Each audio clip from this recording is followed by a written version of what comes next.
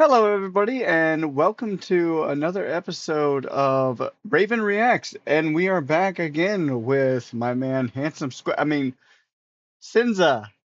Senza here, with quite possibly the weirdest fucking room setup I have ever seen in my life. Oh, God, I'm glad he blurred whatever's here because, uh, yeah, saved me a lot of work. Anyway, we are here again with Senza, and I figured what other way should I spend my day than to see him beating Cyberpunk with starting gear. Now, you see, I have actually had quite the itch. I was about to say idea, but I've dabbled with the idea. There we go. That's the right way to say this. I dabbled with the idea of doing challenge runs on my own, and right now I am doing a test run for this kind of thing. It's more of a dry run where I'm using only bladed weapons to go through the game, just to see what kind of shitstorm I would be getting myself into. Now, how long it's going to take me to beat the game, that's not the problem. My problem is then editing that super long beast of a video because I did that one time with my 7 Days to Die series, and there's a reason why there's not a second one of those. Because I figured out that doing that alongside my usual reloads, or doing that with my usual videos was an ungodly mess to deal with. It was such a workload because I also hold down a full-time job, so doing that was not ideal. So I'm probably not doing something like that again. However, I would like to do a series where I do a challenge run. That could be fun. That could actually be interesting. Now, the second run will not go the way my first run is going, but it will generally follow the same set of guidelines plus a few gameplay quirks. But anyway, we're gonna see how he does this because starting gear is dog ass.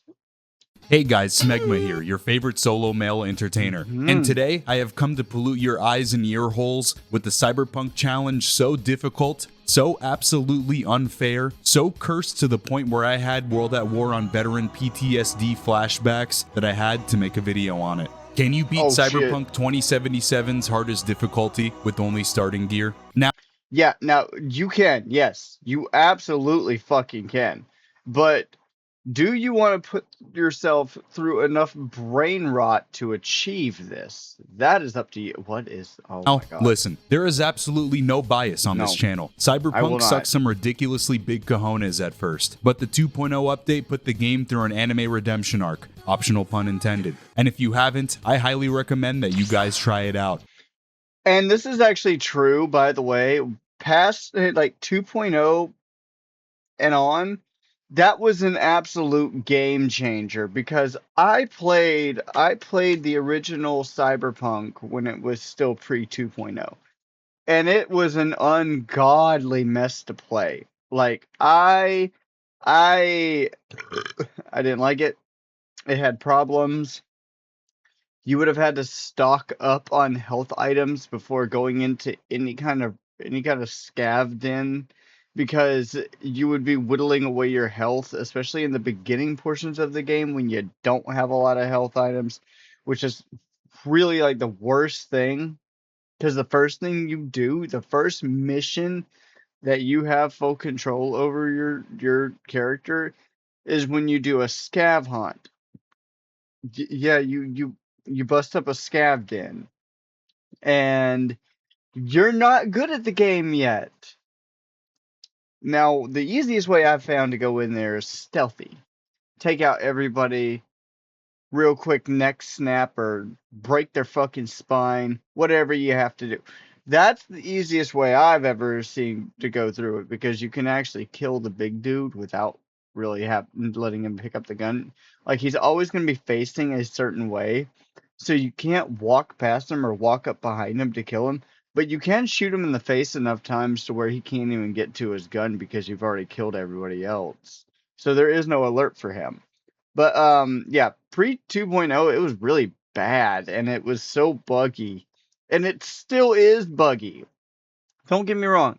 It is still very, very buggy, but it's not as like unplayable as it was beforehand. But that is a good idea. That is a good idea. I am going to put my computer and my 4090 on the line just to play the version 1.0, the nigh unplayable version, just to see what happens. I am curious actually to see what that does, what a save file like that would look like. Like, how bad can Cyberpunk be? The 1.0 playthrough. Damn, that actually sounds fun and really annoying. If you are on the spectrum but don't have access to meds, Cyberpunk can now substitute as a legal, unlimited supply of medication thanks to the new gameplay updates. On top of those changes, CD Projekt Red completely overhauled the hardest difficulty and AI, making the game, well, actually difficult. The rules this run are simple. Firstly, I can only use what is given to me at the start of the game, which is a common pistol, cyber deck, and grenade mod. No cybernetic upgrades, armor from a Ripper dock, or clothing that provides bonus stats are allowed. Second, I can spend my ability points, but we'll get to that much later. And lastly, if I end up... That's another thing, by the way. The gear that you got in the game used to have, all of them used to have an armor value. All of them used to have an armor value, and in the 2.0 update, they got rid of that whole system, revamped it, and now none of your clothing has armor stats except for the actual body armor and helmets. That's the change that they decided to make, and I thought that was a good idea because I can't tell you how many times in the pre 2.0 days, like the pre-crow phases of me, before this channel even came to be, I played the 1.0, and I can't tell you how many times I have been wearing a clothing set that I hated, that I absolutely hated, but I had to wear it because of the armor, because it gave me higher armor stats. You don't know how happy I am that they made that into cyberware. They made your armor stat rely heavy, heavy, heavy, almost entirely on your cyberware, which is great. That was a game changer. That and the recharging health items and grenade items. That was also game changing too. You don't know how weird it was for me to play like version 1.7, 1.4, or even 1.0 in earlier updates. And I'd be spamming my grenades. I'd be like, I'm never running out of grenades. It's just on this cooldown. Why would they add a cooldown to an item that you only have limited amounts of? Little did I know that they actually changed the game to where you have that gear constantly, but it just gets upgraded over time. And the same for health items. This was game changing for me, brother. I could not tell you how happy I was when I started playing it, and then the story got an update with Phantom Liberty. The gameplay was just so much smoother, so much better, and it worked its way up to being my favorite game of all time. I stand by that. Losing my weapon due to certain story beats, I can recraft them as long as they are the same common rarity. Is taking down Oda even possible on the hardest difficulty with a gun that does less damage than this run will to my mental health? Will I be able to defeat Atom Smasher and bring you all a finale that is guaranteed to conjure a proto-adamantium boner in any Pan Am fan and enjoyer? Well, grab your tongue tattoo fruit roll-ups, your favorite lunchly, and perhaps an iShow Speed Prime sports drink. Sit back, relax, and enjoy this challenge, as it is essentially a video essay on the complex and dangerous science known as F around and find out. I don't think this is something I can do. This? Well, I mean, this would be a lot easier than a no damage run. Which, by the way, I am never doing. No, you cannot force me to, in Senza's words, endure the cognitive behavioral therapy that it will require for me to get through one of those challenge runs. No thank you, no thank you. Cock and ball torture is not my preferred method of getting off. So, now that you know that little bit of crow lore, let's get back into it. Before we start this challenge, we first had to create our character. Seeing as we will essentially be raw dogging this game, it is only fitting that we model our character after our favorite family-friendly entertainer. After choosing the hardest difficulty and spending a little more time than I wanted creating the perfect specimen, Johnny, aka Tommy Wolf, a supporter from my Patreon, was ready to take on Night City. As for our starting path, I decided to do something spicy and different this challenge run and chose the Corpo option. I wasn't quite ready to be a gold medalist in the BME Pain Olympics just yet, so the relaxing intro was a plus. After a complete nothing burger of an intro where you literally just go from point A to B blasting through dialogue options, Jackie and I were confronted by Arasaka's goons at Lizzie's bar. Very much just like my father, my livelihood disappeared. Your favorite chromosome chieftain lost his top-paying corpo job and was now out on the streets of Night City. Bitch, you become oh my god. Bitch, you become homeless. Just to set the You end up living with Jackie and his mom at the El Coyote Coho, and you know what? It's great. It's great. Jackie, best character. Stage, He's taken away from us way too early. Sad times.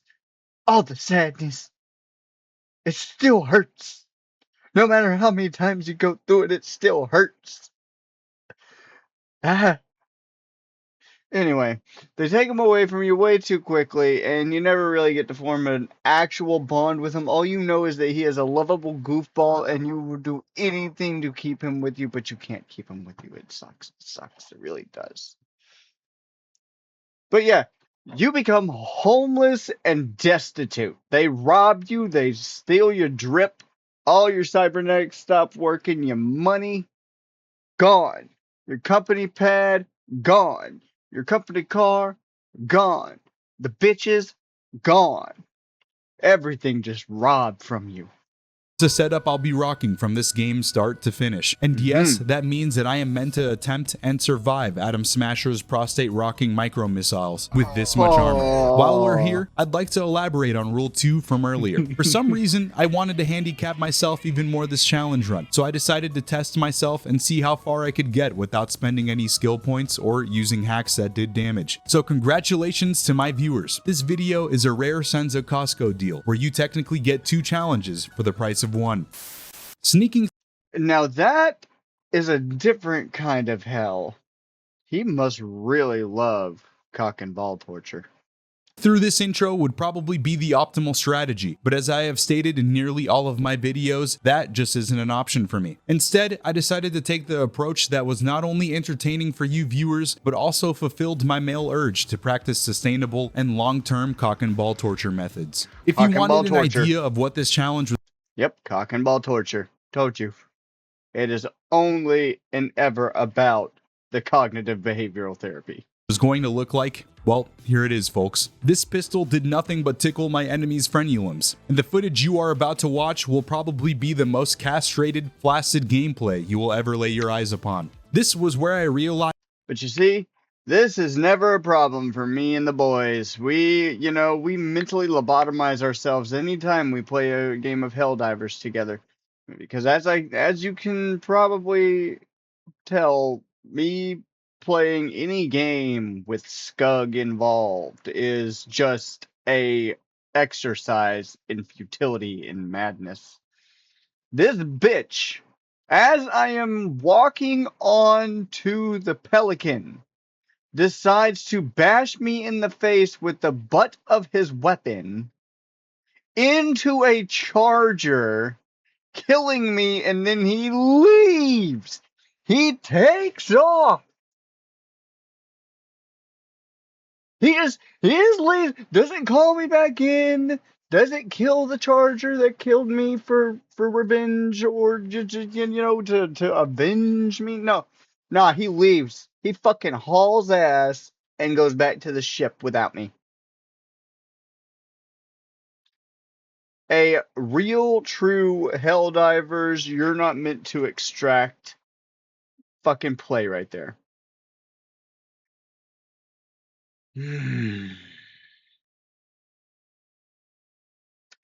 I sometimes I don't know why I play with him, and then he'll shoot me a message like, "Hey, hey, hey, Raven, hey, Raven, hey, hey, I hope you have a good day."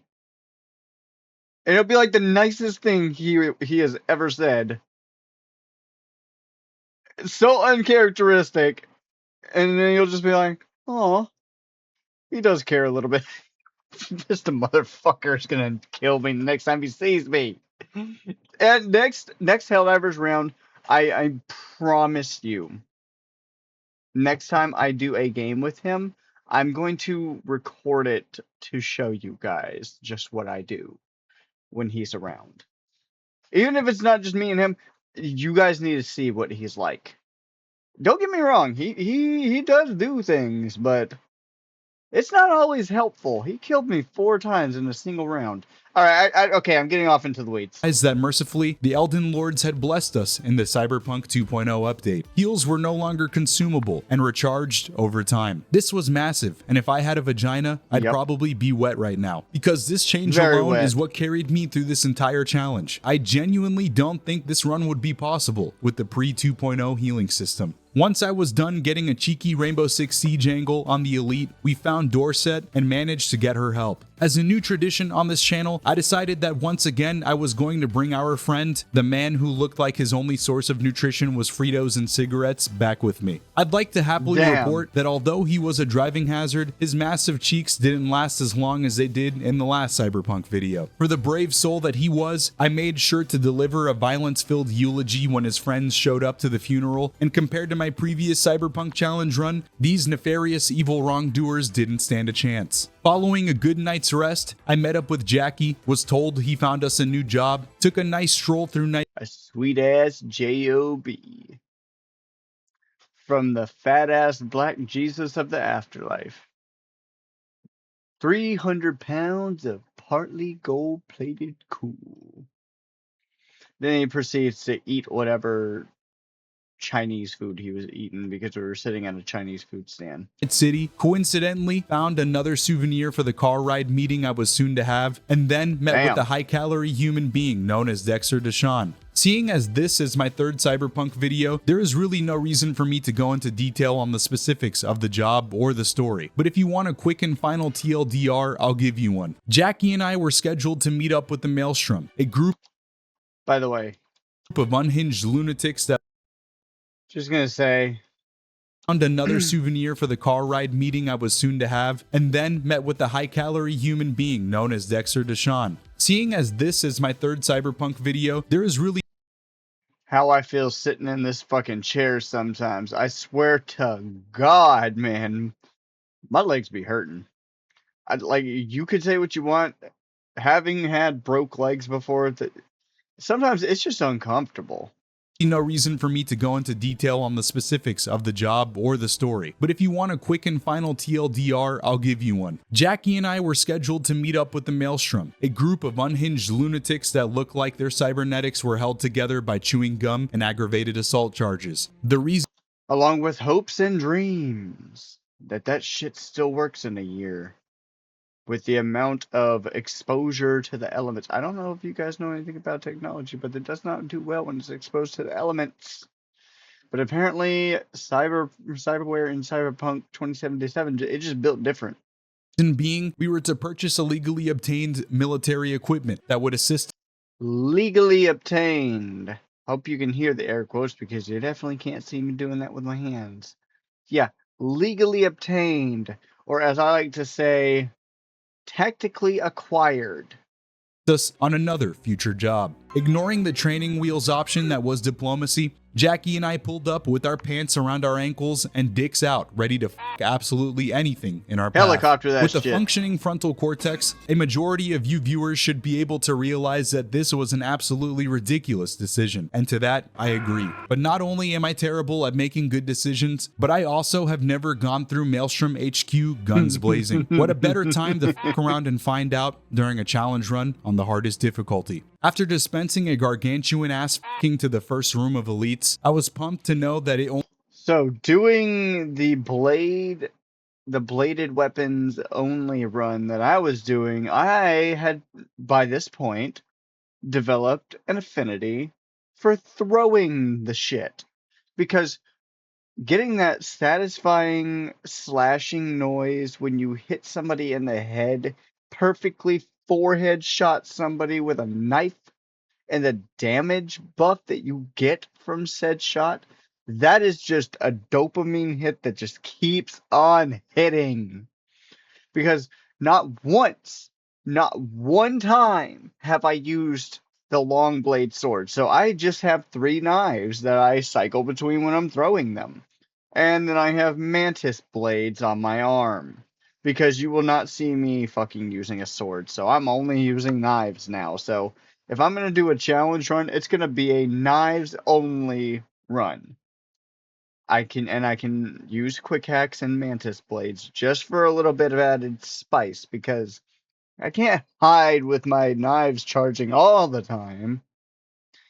Anyway, we're going to continue on with this before this video gets even longer than it's already going to be. only took me 2 tries and a bit of patience waiting out my cooldowns. With Militech technology now in our grasp, I found it odd that our favorite goobers Dum Dum and Royce weren't here to greet me with lead, but I shrugged it off and continued. Originally, before going into this run, I thought a strength netrunner build would perform quite well, turning off my enemies' neuroptics, if they had any, and then fisting them to a pulp. That idea quickly dissipated as I worked through the latter end of Maelstrom HQ, because there was no way I could ever get close to my enemies on this difficulty without a trip to the loading screen. There are 2 things on this planet that genuinely scare me: AI photos of pregnant Shrock and an unexpected mandatory boss fight in a challenge run. Before this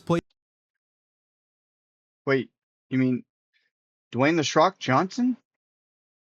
playthrough, I had never gone alpha male big hairy chest and balls mode through Maelstrom HQ. So imagine my surprise when I discovered that Royce, the one dude that abhors diplomacy when you run this mission like a normal functioning member of society, instead hops in a fucking exoskeleton to give you a good clapping. Thomas, the mechanized assault engine, had me in a headlock, and you can bet your sweet bippy that I spent quite a minute trying to figure out how to take. Bro, it took me an hour.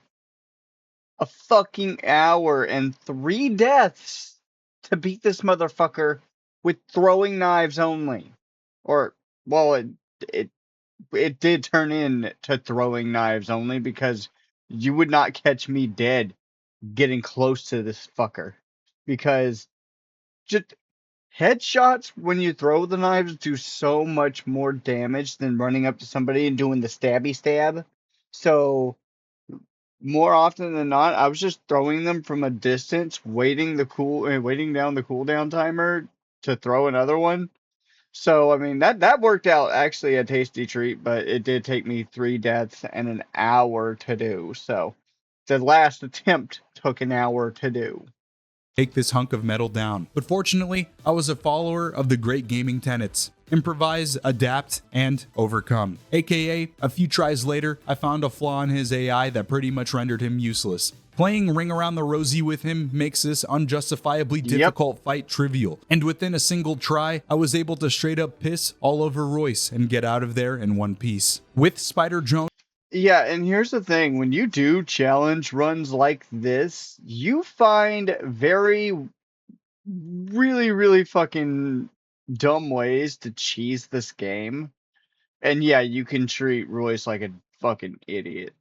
In hand, Jackie and I were ready for the heist of a lifetime. Once we were done with a bit of mandatory recon and planning, Dex gave us the rundown, and we were off on our way to Arasaka headquarters. Our job was to steal a relic the Arasaka family had in possession, and thanks to the military technology that was gratuitously provided to us by our favorite cybernetic sweltering hemorrhoids, we were in there in no time. While completing the job, things went immediately south, and Jackie and I found ourselves in quite the pickle. The two heads of the Arasaka Corporation seemed to coincidentally be having a family feud, and we were caught in the middle of it. From rags to bitches, Yorinobu Arasaka had everything he could have ever wanted, but in a bid for power and control of the company, he went balls out and murdered his father. With haste, Jack. Yep, he greased his own dad. Damn. It's sad. Funny Flintstones sound effect I use every other video. .mp3. Jackie and I attempted to get out of here. Arasaka HQ was put into DEFCON lockdown. Now, I'm actually not gonna lie. This my sound effects file that I use when editing, yeah, they all kind of look something like this. Very few of them have I ever given an actual name. Jackie and I attempted to get out of here. Arasaka HQ was put into DEFCON lockdown, and if we didn't do something quick, we were going to be walking around Night City with brand new assholes. At the behest of our livelihoods, we made the split decision to drop Tilted Towers, thus breaking the relic we had just stolen. But Jackie had more courage in him than the dog. Yeah, he you took it always upon gotta break himself shit. to keep the relic safe by inserting it into his personal USB port. Since the lockdown was now in effect, that meant that Arasaka security was on Command and Conquer Red Alert. Getting out of here wasn't going to be easy in the slightest, but I was mentally prepared. From here, Jackie and I strategically made our way through, utilizing cover and making sure to stay out of my enemy's lines of sight. This seemed a lot easier than. By the way,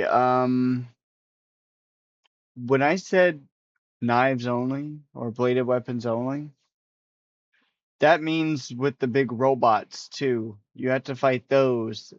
And brother, I fought the Chimera with a knife only, and I won. It may have taken me another hour and a half, but I didn't die this time. I actually beat it with knives only, because by this point in my run, I was only using knives and one tomahawk. Granted, they were not all, they were not like the common rarity. They were blue at this point, but I beat it with knives and a tomahawk. You can't say that I didn't. I thought it would be. But don't get me wrong, because I had a few sphincter clenching moments. The Arasaka lobby was pretty much the same as the previous area, but this time with around 40% more ass play, because all of the enemies were now elites. I definitely could have avoided any confrontation here and ran past my enemies, saving me around 40 minutes and 29 elevator rides because my save was a decent ways back. But we don't do that here. We don't use rational thinking on this YouTube channel. I'll tell you all now, if you guys end up attempting this challenge, make sure you have a good gaming chair and a drip IV of gamersups using code Senza. Speaking of gamersups, I'd like to take a quick step away from the video and talk about this channel's new sponsor. Okay. Yeah, you can have that little sponsorship that you have with Gamersups. I appreciate, but I will not be your advertising platform. Make things easier. Placebo or not, this actually worked. What I lack in physical strength, I make up for with sheer luck. Following a 10-second ordeal where Adam Smasher pulls up menacingly, Jackie and I escaped, nearly unscathed. Just when I thought I couldn't get any more erect by how things were playing out, here was the homicidal flying Arasaka Roomba to prove me wrong. This boss fight was stupid easy, since I could actually heal myself, which was big, because in previous runs, this flying meatball was consistent. Consistent as in f***ing my cheeks clean and lowering my quality of life. You would think that our job was complete, that we could kick our feet up, relax, and finally enjoy life. Nope. But unfortunately, Jackie didn't make it. Before his death, he entrusted me with the relic and urged me to move on. I sent him back to his family for a proper burial, made my way to rendezvous with the Whopper Whisperer, and as compensation for our the Whopper Whisperer is crazy. Look at fucking Morpheus back here. I never look at this guy. I'm always on this, I'm always looking at this motherfucker and imagining putting a bullet in the dead center of his brain. But yeah, I never look at this dude over here. Does he have dog tags? Is he military? Hard work, he betrayed me with a bullet to the noggin. Next thing you know, I dreamt of Johnny Silverhand and the holy mission he went on to teach the no-good baddies at Arasaka a lesson. I pretty much unintentionally any percent speed ran this entire mission, because even on the hardest difficulty, the Malorian was an absolute menace and repulsively overpowered. After blowing a bunch Yeah, of dudes, it really and when I is. say blowing, I mean blowing their brains out John Wick style, the bomb had been planted. You pretty much are John Wick because at this point you're playing as Keanu Reeves' character, Johnny Silverhand.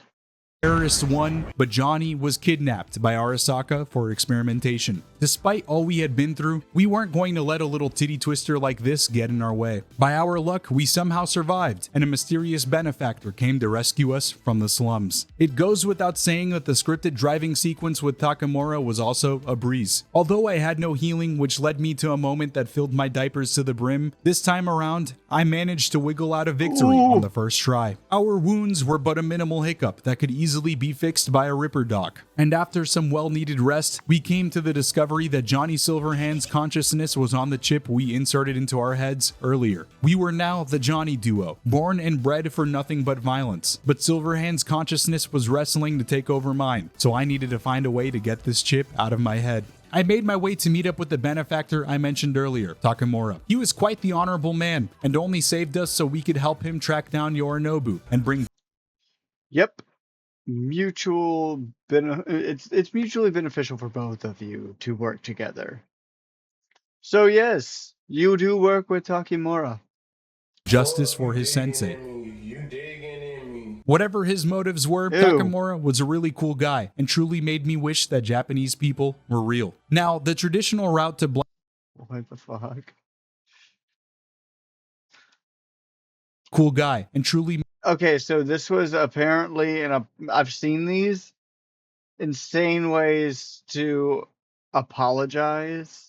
made me wish that Japanese people were real. Now, the traditional route to blast through in a Cyberpunk run would be following Takamura's lead and meeting up with Judy. This path arguably has the least amount of combat and is expected of the player, as Johnny's route involves you coughing up a hefty amount of shekels a player wouldn't typically have so early on in the game. So imagine my surprise when Rogue asked me for Yeah, she fucking wrung me dry. Cause no, no, I had to cough up that exactly that much for help. to continue her mission, and I had more than enough. Confused, I went back into the footage to figure out how I became Mr. Krabs, and it turns out that the Maelstrom and Arasaka missions filled my pockets with more doubloons than I could have possibly imagined. You do get an insane amount of money for these kinds of things. I'm not sure if this is normal or it happened because I was playing on the hardest difficulty, but I wasn't going to complain, as I planned to use these funds to torture myself for your viewing pleasure. I spoke with Rogue, asked her for the whereabouts of a Militech engineer that could possibly excise this newly acquired brain tumor, and then she pointed me in the direction of Panam, someone who could help me find the person I was looking for. Of course, Panam agreed to assist in the kidnapping, but only if first I helped her get her ride back from the rival gang that stole it. She set a trap, I waited in position, and then proceeded to get absolutely circumcised by this challenge run. Not only did my enemies have an overwhelming amount of firepower compared to this And little pea shooter, numbers. but they They had apparently numbers. also had an unlimited supply of grenades. Seeing Oh, those yeah. grenade indicators, Yeah, they do throw a bunch of fucking grenades for no reason. Like, it is a sinful amount of grenades. Like, I just started throwing grenades out because they were throwing grenades at me, and I got pissed. Also, look at this expended casing. That looks good. triggered my fight or flight response and brought back memories of Call of Duty World at War's campaign on veteran difficulty. The worst part was they even had Veteran difficulty isn't even that hard. I don't know why people keep on saying, like, I'm going. All right, look, listen. A little bit of lore about me. I will play through a I will play through a Call of Duty campaign once on regular so I can see the story. Then I will go through it again on the hardest difficulty it has available, and it's not that bad. I don't know why everybody thinks it's that bad. Just don't be stupid. Just don't be dumb. It's not that hard. Different flavors of grenades, This and game is hard, sometimes my though. heals just weren't enough. Undoubtedly, this was the hardest part of the challenge run so far, as these elites hit harder than my father's belt, and Cyberpunk seemingly disguised itself as a new aim trainer update with all of these grenades. 56 tries and some new underwear later, the only strategy I 56? developed was to sit back and to take trades whenever my heals were off Holy cooldown. shit. For you curious lot that are wondering if I obliged to Pan Am's additional request to finally silence a gang for good, you should already know the answer. I like to play dangerous games, and I love to lose. Down here in the trenches was where I decided to break the first part of this double challenge. Following my 9th death and 65th overall during this mission, No, I just no. Oh. Oh. I'm a lobotomite. I gave in and I'm used a quick hacks to help lobotomite. alleviate this headache. This decision doesn't break the rules of the overall original challenge, because this exact cyber deck and quick hacks are given to you from the beginning of the game. Seeing as I Yes. was still going to avoid using my skill points for right now, it didn't take long to realize that my hacks pretty much did nothing but fondle my enemy's testicles in terms of damage. So I took a page Kinda out like of your gun. Senza's CBT survival handbook and did exactly what I did in the Arasaka lobby. I ran to a more secluded area with cover and spent the next 23 minutes weaving in pistol shots, the occasional grenade, and cyber hack until I was able to dwindle down the enemy forces. With Pan Am's dirty laundry taking And you cannot hit this bitch over here with a fucking throwing knife. He'll dodge it every time. He has access to a Sandevistan, and that means anything that is thrown his way, he will dodge. So you kind of have to use quick hacks on him if you're doing a knife only run. care of, we could finally get to doing the doing of what we came to do. The engineer we were looking for was currently out of reach and being transported, but fortunately, Pan Am and her arsenal were very persuasive. The Kang Tao Damn. transport was very receptive to our explosives. Pan Am and I made our way to the crash site, and I decided that it was time to dip my toesies into some more masochism. This mission went about as well as you would have expected it to. This But one isn't interestingly hard. enough, I was now starting to get used to this difficulty and playstyle. The mechs at the crash site pretty much just let me wallop their asses into submission, which was honestly kind of anticlimactic. As for the Well- gas station, I spent a good hour here, not because it was truly too Now this part is actually a little difficult. This part kind of sucks. difficult, but because at this point I had a few drinks, and non-sober Senza isn't very patient when it comes to gaming. Instead of taking my time, I attempted to rush in over and over again, meeting my swift demise each time. Eventually, Hellman was kidnapped and taken to a place where I could interrogate him. He confirmed that Johnny's consciousness drunk, was slowly Senza? taking over mine, and I left to let Takamura ask his own questions. Leaving the motel, I noticed that I was naked. Seeing as I had taken a 2-month break in between recordings of this challenge run, I had no idea why, and truly was too lazy to go back in the footage to find out exactly what happened. In the popular children's anime Cyberpunk Edgerunners, the protagonist David had enough drip to compete with the faucet at a Motel 6. So it is only natural that in the popular children's video game Cyberpunk 2077, we should have access to the same. I made a quick detour and obtained said drip from a little side quest. After putting it on, I decided that this was going to be Yes. the only time I bend the rules for this challenge run. For those curious, the jacket was purely cosmetic and had absolutely no stats attached to it. I know this isn't included in the starter gear, but I feel like a playthrough of this game without it is sacrilege. If you don't agree, well, as the Great Mitten Squad once said, there's a dislike button down below with your name on it. Now that my very imperative and game-changing side business was taken care of, it was Yes. David's yellow jacket. I haven't gotten it myself, but I need to. I think it's customary that I wear the yellow jacket in honor of David.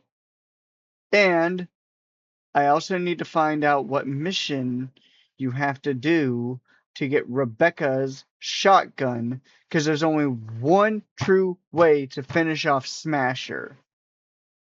The last shot belongs to Rebecca, and her shotgun, and I will deliver that last fuck you to Adam Smasher. It's time to meet with Takamura. After talking to Oda, Hanako Arasaka's bodyguard, and asking for a face-to-face meeting with her, he declined, which meant that we were going to be on our own. It was quite clear that Takamura was going to give it his all to bring justice, and he let me know that he would rather get booty butt naked, oiled up, and sit on a blender than let Yorinobu get away with his crime. So even with our leads going cold, Takamura was over here like Magnus Carlsen with some big brain chess moves. Knowing the stakes, I happily agreed, and we were off on our way to cross the intersection of the superhighway called Masochism. Breaking into the Arasaka engineering facility to hack Hanako's parade float was a roller coaster. I laughed. Oh, good. He's regenerating himself. Yeah. Woo! I'm having so much fun. I cried. Crash out. Yeah, more like in a fucking grave. What the fuck am I supposed Get to the forever do about box. that? I had my virtual testicles fondled for nearly 2 hours straight, and most importantly, I almost gave up. My fucking god, I do know goddamn damn. To set things straight, I am not Cyberpunk illiterate. I know that there are safer ways to complete this mission, but once again, those methods completely divert from the core premise of this YouTube channel. In a pure masculine rage that could possibly rival that of the Doomslayers, I walked into here guns blazing. Saying that this was difficult is an absolute understatement. Not only did I have to deal with the constant nag of cyber hacks, but also a warehouse full of elites and mechs that had the capability of f***ing healing themselves. I know some of you sick f***s like to complete the challenges that I do, so to avoid any litigation by my viewers, I would like to formally announce that I am in no way responsible for the mental state you will be in after attempting this mission, and also I refuse to cover any therapy fees. After finally working my way inside, my brilliant intuition. Brother, just use the camera system to destroy these fucks. You have the ability to your cyber hacks. What the you have your cyber deck. It can take control of the cameras and you can hack these fuckers.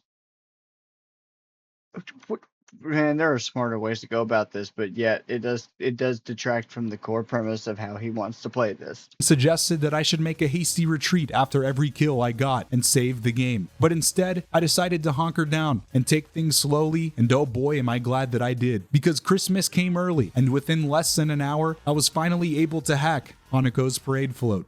With the first step in Takamura's plan complete, it was time to lay low and pursue other leads. To satisfy my lust for even more self-inflicted torture, I expeditiously made my way over to Clouds to locate an old acquaintance and one of Yorinobu's side pieces, Evelyn. At the front desk, I was told there were no weapons allowed inside, and they did an incredibly poor job at enforcing those rules, because I was able to simply craft one after entering. A little bit of tomfoolery and a FNAF jump scare from the terrible AI later, I decided that once again I was going to tackle this mission the unorthodox way. Going from Takamura's Gimme Danger mission to this was like a walk in the park. The enemy density inside Clouds wasn't nearly as close to what it was in the Arasaka compound, and I was pretty much ripping through these doofuses. Even Woodman was an absolute pushover. You can literally kill him with one hand if you wanted to, especially if you're a Stellar Blade enjoyer, because we all know fans of that game played through it with one hand. That game was ass, and I hate to say it, but I'm an ass man. A little digging through Woodman's computer. I don't think I can show that. I don't think I can show that. I really don't think I can show that. I think I might actually have to blur. Wow. Yup. Uh-huh. Even more reasons I'm glad I didn't ever play Stellar Blade. I feel like I just would have hated it anyway. Was all it took to discover Evelyn's potential whereabouts. I skedaddled over to Jig Jig Street, met up with Judy to get some information out of a man with a forehead so big he could remember what happened tomorrow, and then made sure that Finger could never lay his fingers on another woman again. Before leaving, I made sure to take out the trash, and after discussing the dead-end leads we had obtained, Judy had a theory. a game theory. She suspected that the local illegal brain dance salesman would have the brain dance that could pinpoint Evelyn's exact location. Her hunch was correct, and we made haste faster than the US government taxes the working class to go and rescue her. As someone who has made a career out of poo-poo pee-pee jokes and trying his hardest to explain everything humorously, I can safely say that I have nothing witty or funny to say about this mission. Just pain. Working my way into the warehouse wasn't too difficult because I could keep my distance. Actually, this is one of my favorite missions to do. I don't know why this is my favorite mission to do. I just dismantle everybody in this fucking it's so easy, by the way, to do this without being detected.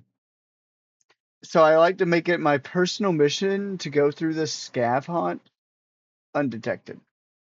But inside was a different story. In this sanctum, nobody's fart meat was safe from a pounding. I did have a bit of help down here, but I'm fairly positive that Judy shot blanks because she was pretty much useless. I was hoping that the enemy AI would at least target her instead of me, allowing her to tank a bit of the damage, but even that didn't seem to happen. After a handful of deaths I was too lazy to count, we eventually found Evelyn, thanks in no small part to my grenades and these cyber hacks being absolutely goated. Saving her may have turned her into a lobotomite, but that was better than keeping her down here in the Diddy dungeon. We made sure to bring her to safety, and Judy was able to scour her noggin for any information she had on the Johnny chip. It turns out that she was working with the Voodoo Boys, and that meant that I was going to have to head over there to chat with them. On my drive over to Pacifica, I decided that instead I would take a detour.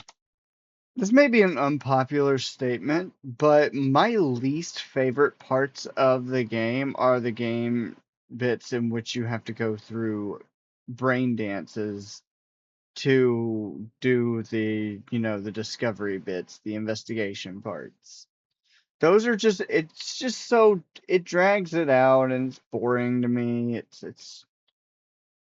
And it's forced, so you have to. There's no option to skip it if you've already done it before, but it's whatever.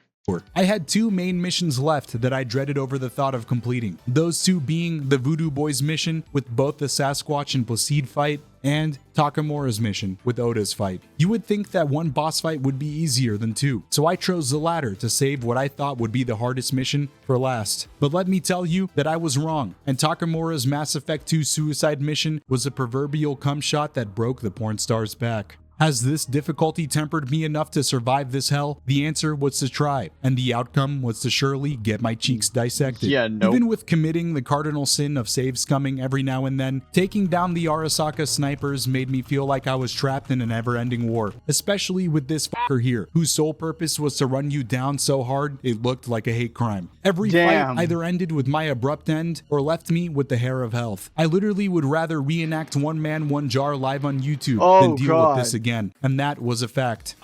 The final sniper was alone, and the easiest to take out, as Arasaka, like many corporations, was currently understaffed. Finally, that hell was over, and my success only gave me a very minimal dopamine spike, because I knew exactly what was coming next. Takamura asked me to take care of the final hiccup in his plan, and as I removed the Netrunner's power supply, the Sensei of Sodomy arrived to finally stop us meddling rascals. To put things rather short, Oda's boss fight felt damn near impossible. That man... Now, Oda's fight is crazy. Oh my god, especially if you're doing a challenge run. Like, his fight is already crazy enough when you're doing the game normally. So when you're doing a challenge run, it makes the boss fight that much harder to do. And was hungry, and the only thing that could satiate him was my ass. Thankfully for him, there was... And this is arguably this is arguably harder than the Atom Smasher fight later. And I kind of agree, because while you can avoid most things that Smasher does, this motherfucker's fast, and he'll catch up to you. And he can go fucking invisible. So, in a shortage of cheeks around for him to clap, because I tried over and over, tickling his health bar and getting absolutely decimated. With his And he sheer can heal. speed, he could run circles around me before I could even turn around. Hacking him wasn't an option because apparently you needed enough RAM to hack God if you wanted to touch him in his omnipotence. And the arsenal I was running did nothing but a bee's dick of damage to his health bar. One combo of his would drop me down to 10% health, and that was a problem because I only had a finite amount of heals before they were on cooldown. Subsequently, I spent around an hour here beating around the bush trying to find a viable solution to defeating him, but I wasn't making any grounds. He was unkillable and pretty much felt like an upper rank demon from Demon Slayer. That was a reference for all of my anime autists out there. I'm embarrassed to admit that after my 26th death, I decided to finally slot in the skill points I had accumulated throughout the run, thus forth failing the sub-challenge within this challenge. Doing this felt worse than a rectal itch in public that you couldn't just scratch, but this video was recorded right after my Spider-Man 2 no damage run, so the pain this tip tugger was bestowing upon me was a little too much to handle. I specced into the intelligence, cool, and reflex trees, which also happened to complement the tools that I had at my disposal. The intelligence and reflex tree were specifically the real winners here, as we were able to obtain the overclock and dash skills. Dash does exactly what it sounds like. At level 2, your dodge is replaced with the dash that not only could get you a fair distance, but also makes you violently come because it does a great job at making you feel like the Doomslayer. As for overclock, this skill gives you 10% more quick hack damage, in addition to one of the manliest actives in existence. Toggling it. Yes, this is my favorite one as well, the overclock ability. It effectively makes your health turn into RAM. So you can use your health as RAM, and it turns into a lot of RAM. And if you have a shit ton of health, like I do at this point, it's like 400 health. Oh my god, my enemy's health bars are mine. Because I also heal during these, which lets me do even more quick hacks. This is how I quick hack 10 people and become a god. Allowed you to use as many quick hacks as you wanted at the cost of your own health. Even with my upgrades, this fight was still absurdly difficult. I could finally dodge a majority of his attacks, but after 30 tries, it was becoming apparent that I was going to have to essentially no damage Oda if I wanted to win, especially seeing as downtime wasn't a luxury I could afford, and dying behind thick plywood and cement was a common occurrence. I want to mention that I had 2 great runs bug out and could have easily brought home the dub a lot earlier, but I have integrity, and winning like this just felt wrong. I'm going into a bit of spoiler territory here, but Oda was the hardest boss fight in the game, even harder than Atom Smasher. So at this point, if you're looking to get your taint tongued, Oda's fight was inarguably the best source. I locked in, drank gamer subs using code Senza, and then had my eyes glued to the minimap to pinpoint where that rat was located at all times, dodging every attack he threw at me and blasting him whenever possible. Somebody go call the Costco guys, because I finally brought the boom to Oda after 3 hours of trying. I spared Oda, and if Halo 3 taught me anything, it was to always leave a stranger with a bit of man stench before hitting the road. The Arasaka Roombas that tried to stop me were no match for the forbidden jutsu known as pixel peeking, and it turns out that our plan succeeded. Hanako was kidnapped, and it was time to bleach her ear holes with the truth of what actually happened to her father. While laying everything out onto the table for her, Arasaka goons showed up to give us a good spanking for the crimes we had just committed. As the loyal and heroic friend that I am, I attempted to save Takamura during my escape. Unfortunately, every single enemy inside of this building was absolutely lethal, and I could barely make it 2 steps without getting destroyed. Not even King Arthur could remove their tongues from my asshole, because they were rimming me and running me down good. Post Oda, I was genuinely tired, and I wanted a break from all of this unhinged cock and ball torture maxing. Regrettably, saving Takamura was the very antithesis of what I wanted. Sometimes you've got to make a rough decision, like salvaging what sanity you have left, or saving a buddy from a group of corporate torture specialists. So with a heavy heart and 12 tries later, I ran like the coward that I was and left him to the merciless clutches of Arasaka. After finally escaping the 4-hour-long no-holds-barred match that was this questline, Hanako reached out to me with an unexpected proposition. She wanted me to personally help her take down her brother in exchange for removing the cerebral squatter in my skull. It was a bold offer and one that could change everything, but before— Wait, hold on. I don't care if you guys say I'm glazing CDPR, but this game is probably one of the most beautiful games I have ever played, man. I could drive around Night City for hours. Yeah, actually you could, and it's a viable way to pass time, and I actually do like the design of the city. It feels the way they designed it is they designed it to feel like really alive, and it works. It really does. Everybody has their own thing that they do. If you pick a person and you follow that person around for any amount of time, you will figure out that they really do have other things that they do. Not, you don't see the same people at the restaurant all the time. There's different people that show up. There's sometimes less. I mean, it's pretty cool. The city is actually alive. Or we could dive into any grand plans of corporate takeover and family drama. I first had to sit down with the Voodoo Boys for a little heart-to-heart about this chip. Upon arriving in Pacifica, I decided that for science, I wanted to see if I could brute force and shoot my way through this little quest arc. I've come to report that not only was it not possible, but the residents here seem to be fucking wizards. Following a scripted orientation, I met with Placide, who let me know that he would get me in touch with his boss, the leader of the Voodoo Boys, if I first did a little gig for them. I made my way to the mall, wondered what the fuck were those, and then decided on a different change of scenery from my typical Cyberpunk challenge run. Instead of taking the back door, I decided I'd like to take the front for a change. But I felt as though I would be robbing you precious viewers out of those good feeling brain chemicals, watching me fail over and over. So before I took the front entrance, I decided to first eradicate all the animals along the backside of the mall. I felt confident coming into this area, but I can tell you now that I left with my pride in the ICU. Each fight had me playing like a baby back bitch, but this was obligatory though, because fate was a fickle mistress, and so were my organs. I made sure to only make advancements whenever my inhaler was off of its cooldown, and eventually, thanks to the hazardous environment that these bicep gremlins live in, I was able to take them all out one by one. Once I was done hitting it from the back, I made my way to the front doors of the mall, and was pleasantly surprised at how diabolically easy this was. I took a few down from a distance, shut off the turrets in the main lobby, and used dash to my advantage when getting run up on. You know what's really fun? Doing what I did in my run, and why am I telling you guys what I did in my run? Go watch my videos. I've done enough of them. It's like I'm sitting here telling you guys my secrets. No, you go watch my videos. No, I actually have a very creative and smart strategy of how to take these bitches out. And I have a very clever way to deal with Sasquatch too.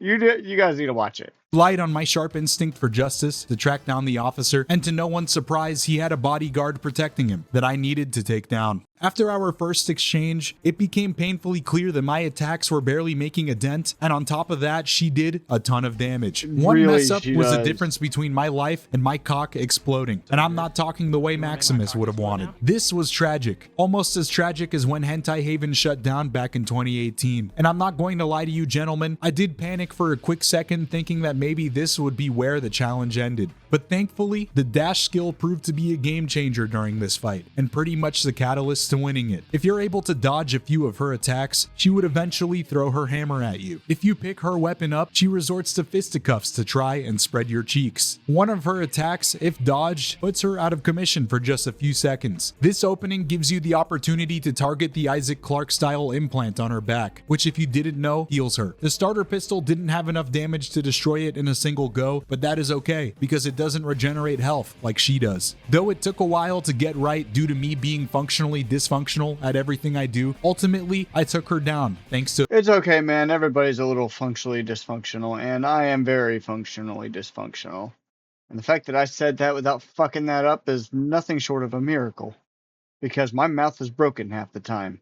a bit of patience and quick reflexes. Once I confronted the officer, it turns out that Placide deceived me. His real intent was to get me close to the Netwatch officer and use me as a proxy to unleash a deadly virus that would wipe out all of the operatives in one fell swoop. This genuinely was to no one's surprise, as the Voodoo Boys and their intentions reeked more than my ass after a Taco Bell dinner. But I played along with their game and returned to make sure that I was graciously rewarded with that meeting that he promised. Brigitte explained that the chip was slowly taking over my mind, and without proper intervention, I was soon to have terminal scarlet brain rot. In exchange for access to some of Johnny's info he had on Alt Cunningham, she offered to help stabilize the chip and potentially remove it. I partook in the trendy and super quirky ice bath challenge, was hooked up, and then went under. If you want a TLDR on the story beats, in summary, this mission just shows us that Johnny, much like Igon in the Doomslayer, was simply too angry to die, and was an absolute Chad back. I love his Malorian. It's so amazing, and it has a satisfying, punchy noise. It's just a beautiful wonder of firearms engineering. In the day. In addition, Alt Cunningham so happened to not only be his significant other, but also the best netrunner in Night City. Arasaka kidnapped her and used her to experiment on, uploading her consciousness to what I imagine is every binary engineer's wet dream. She told Johnny and I that if we got her close to Arasaka, she would assist in dissecting us, and then sent me back to reality, letting me know that the Voodoo Boys were going to let me pass unharmed. Now, you rational gentlemen may be thinking I just easily walked out of here the diplomatic way, because it would take a special kind of autist to willingly blast out of Voodoo Boys HQ during a challenge run like this. The thing is, you all are wrong, so I kindly informed Brigitte that her time had come to an end, and then, with no hesitation, channeled my inner Johnny Sins and started dropping dick off like it was my full-time job. To keep things brief, I died over 33 times here, and spent a little over 2 hours. The thing is, they're all like net runners and shit, so they quick hack the shit out of you. Attempting to make my escape. The main culprit of my demise was the fact that the Voodoo Boys had access to a hack that pretty much would one-shot me if I didn't disrupt its caster. But just like how downloading and playing League of Legends makes you a worse person, doing these challenges did the very opposite, and my failures made me a better person. Problem solving was like second nature to me, and after making it this far, nothing seemed impossible. Through a ton of resets, I found that positioning myself toward the back left of the train shaft created a natural funnel for my enemies. This strategic spot reduced their aggression somehow, which allowed me to methodically take them down as they approached one by one. Taking them down gave me the ego boost I was desperately craving, but my serenity would quickly come to an end when I remembered that I would have to fight Placide before leaving here. The tiny room where his boss fight took place wasn't ideal for this challenge, as it rendered me susceptible to an unwanted buckshot enema. So alternatively, I stayed behind the door of which you entered the room and started slapping him with a barrage of the buckshot dental work that you will be getting, but there is a way to cheese this fight as well. I mean, I told you, you lose enough during a challenge run, you start to see the code. You stop seeing a game and you start seeing the code that it's based on, and you start seeing its flaws to pick it apart piece by piece.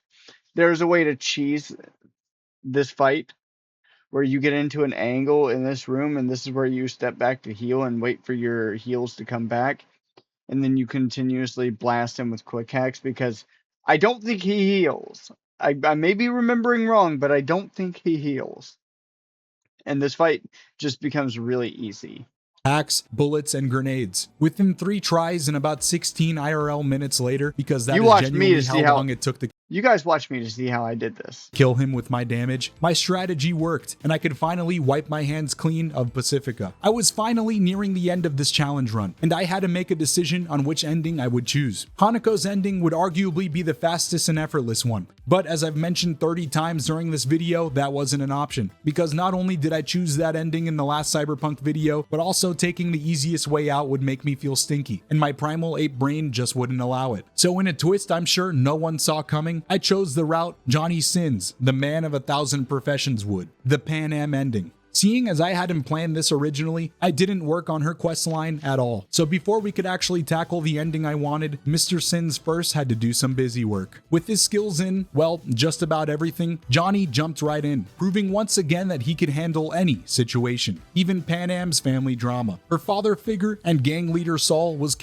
Also, this mission is really, really fun because, listen, I don't always play the role of a murder hobo, but sometimes a murder hobo is what I need to become to get anywhere. And this lets me scratch that itch of being a murder hobo, because I can choose how I want to do the missions, and that's open to interpretations. They just say complete. They don't say how I have to complete. So that lets me have the freedom that I want to do how I want to do this.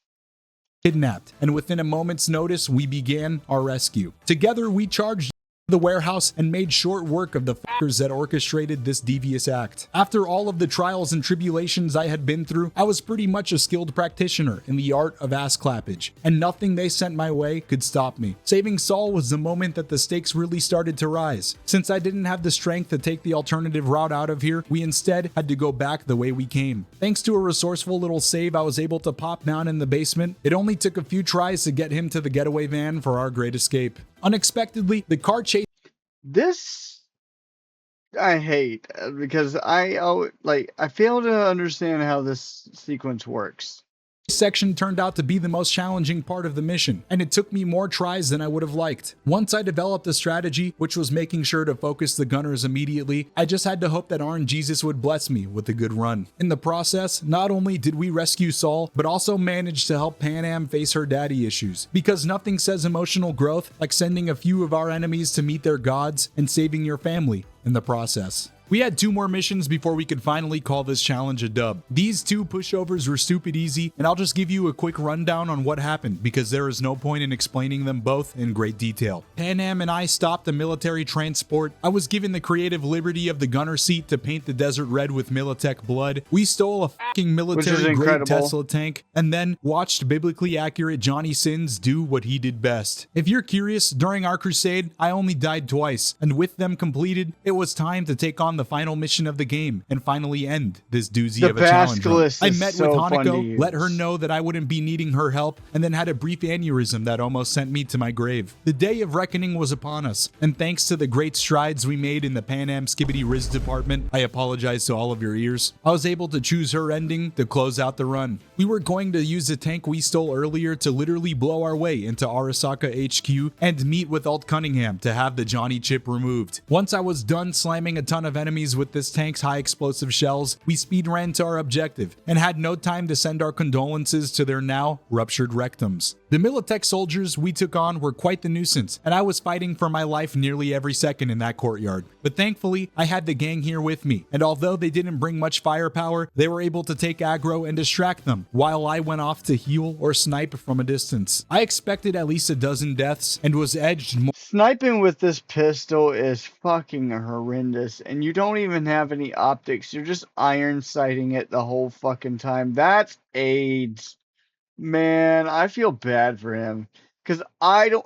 Like, as much as I love the guns in this game, the iron sights are dog ass. I hate it. I hate using iron sights. More times than I could count, which was a problem because I hit my edging quota for the year after getting the platinum trophy on Stellar Blade. But somehow I was able to survive in this war zone and finally squeezed my way into Arasaka. Inside, we began on our warpath to rendezvous with Alt. I'll have to honorably mention Saul because he was the true MVP here on the latter half of the mission. Saving me was all the justification he needed, and with no regard for his personal safety, he made this place his very own testosterone-dampened Thunderdome, bringing pain and agony to all those that entered. With Saul and Pan Am frontlining and protecting me, I played back a bit and only took fights that I knew I would survive. On our way to Alt, she decided that she too wanted to join in on this Arasaka spit roast, and hacked the enemy deadly Roombas to help us clear a path.